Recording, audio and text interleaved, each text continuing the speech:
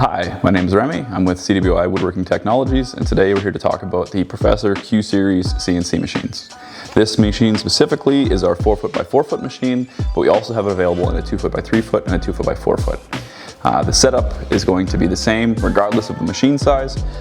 So we're going to start with getting the machine ready for power and getting it connected to the chiller.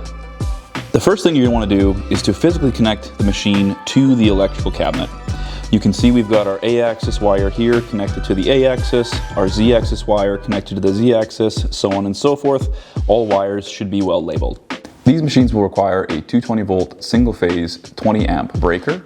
So we've got our machine connected to power. Now we need to connect our power to the machine. We also sell a stand with safety enclosure, and you can see we've got the 24 volt lines coming through here. Those get connected to the 24 volt terminals inside, which I'll show you in a moment. You can see we've got the 0 volt wire connected to the 0 volt terminal bank. We want to connect the 24 volt wire to the 24 volt terminal bank.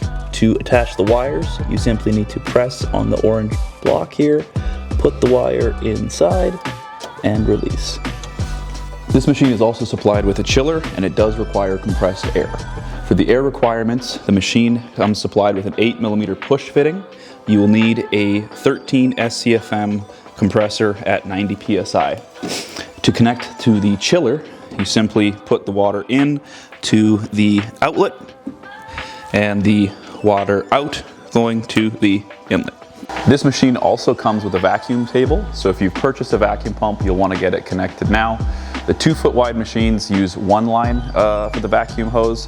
The 4-foot wide machines use 2 lines, hence the T. We'll want to make sure that our air settings are set correctly. The first one should be set to 4 bar, the second regulator should be set to 6 bar, and the pressure gauge should also be set to 6 bar. To set the pressure on the regulator, you pull, dial in the pressure till it gets to the correct setting, and then push it back in. This machine is a 3-axis CNC machine. The 3-axis are the X-axis, which moves left to right, the Y-axis, which moves front to back, and the Z-axis, which moves up and down. The first thing we're going to do once we turn the machine on is send the machine back to mechanical home. The mechanical position is all the way up in the Z-axis, all the way left in the X-axis, and all the way towards us in the Y-axis. The controller will go through a short loading process, then prompt you to go back to the reference position. We're going to say OK.